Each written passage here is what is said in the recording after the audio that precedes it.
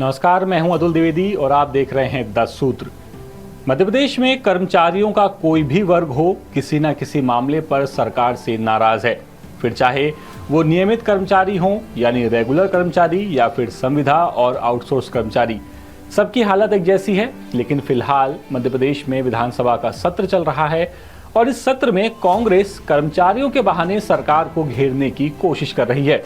कांग्रेस ने सरकार को संविदा कर्मचारियों के बहाने घेरने की कोशिश की और इनसे जुड़ा हुआ सवाल पूछा।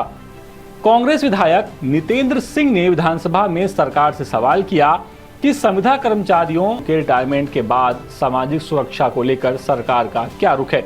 यानी कांग्रेस विधायक ये जानना चाहते थे कि क्या सरकार इनके लिए कोई योजना चला रही है या चलाने वाली है, जिससे रिटायरमेंट के बाद इनका जीवन सुरक्षित हो सके। इस सवाल का जवाब दिया मंत्री कृष्णा गौर ने। कृष्णा गौर ने इस सवाल के जवाब में कहा कि सरकार 2 से 3 महीने के अंदर एक योजना बनाने जा रही है। यानी सरकार कुछ तो इन संविदा कर्मचारियों के लिए करने का सोच रही है।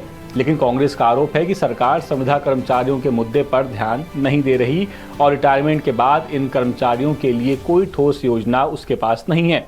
जयंत मलैया ने भी आउटसोर्स कर्मचारियों का मुद्दा उठाया। सरकार से पूछा कि आउटसोर्स कर्मचारियों के भविष्य को लेकर सरकार का क्या प्लान है। इसका जवाब दिया उदय प्रताप सिंह ने और कहा कि आउटसोर्स कर्मचारियों के लिए फिलहाल सरकार के पास कोई विशेष योजना नहीं है। यानी सरकार संविदा कर्मचारियों के लिए तो कुछ करने का प्लान तय कर रही है, लेकिन आउटसोर्स कर्मचारियों के लिए उसके पास कोई ठोस योजना नहीं है।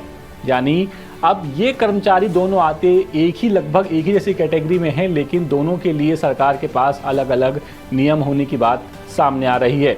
लेकिन क्या सरकार इन कर्मचारियों के बारे में कोई ठोस नीति बना पाएगी, ये वक्त की बात है। अपडेट्स के लिए बने रहिए 10 सूत्र के साथ। नमस्कार।